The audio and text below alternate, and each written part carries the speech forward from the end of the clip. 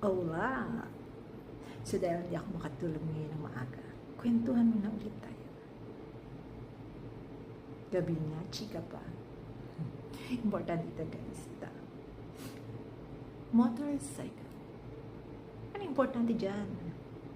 Yeah, hindi yung motorcycle mo importante. Ang importante dito is your discipline. When you purchase your motorcycle, you should purchase discipline.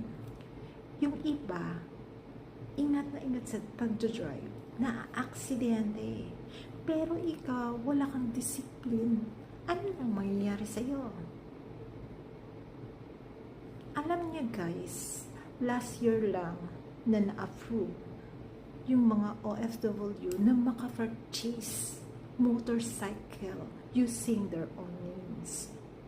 But then, gano'n na